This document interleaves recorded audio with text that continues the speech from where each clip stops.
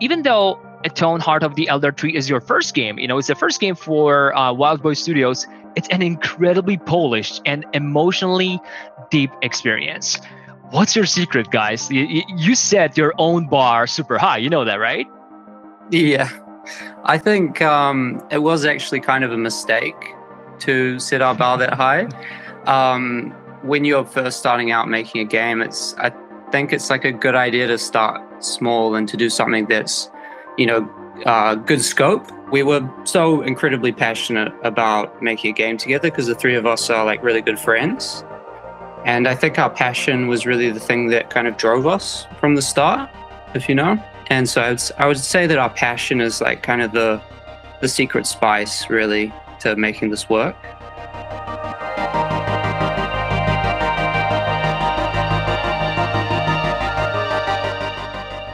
And now, if you could take me back to day one, so the minute you guys started working on ATONE, what sparked the initial concept for it?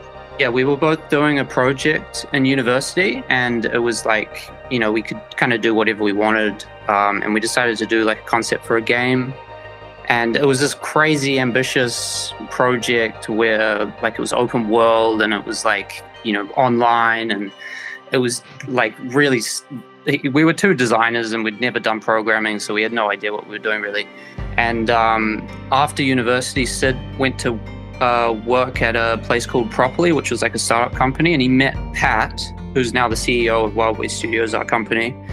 And when he met Pat, he told Pat that Sid and I had worked on a project in university, and Pat got excited, and then the three of us got together, and Pat, being the only programmer, told us that our idea was kind of a little bit ridiculous, and so he brought us down to earth.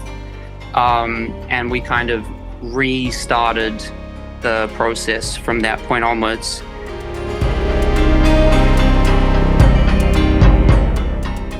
The style of ATONE is kind of something that's forged from restricting ourselves. So we would draw using the, what is it called? The trackpad of a laptop.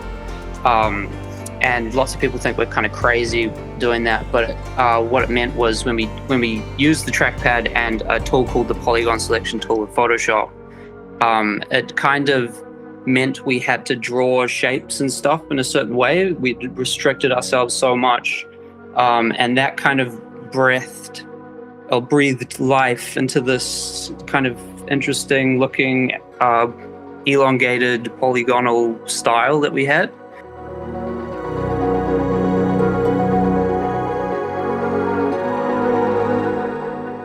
It started from there, and with the animation, a lot of it is rotoscope.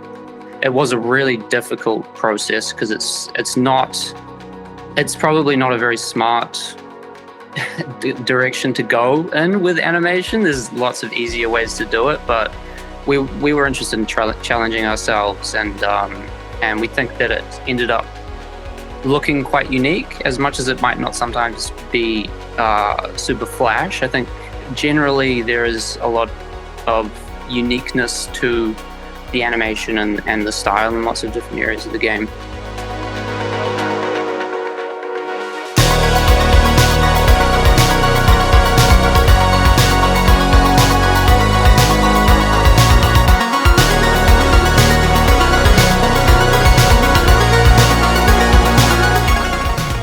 One really big inspiration for the game and the story of the game was Game of Thrones. And Game of Thrones has, so much weight put upon their characters. So we went back and we really put a lot of effort into crafting like quite deep backstories for pretty much every character you come across. Has like quite a deep backstory, I would say. Our writer, Rebecca, did an amazing job at like really making every character feel kind of alive, and working with her was wonderful. She's a great writer.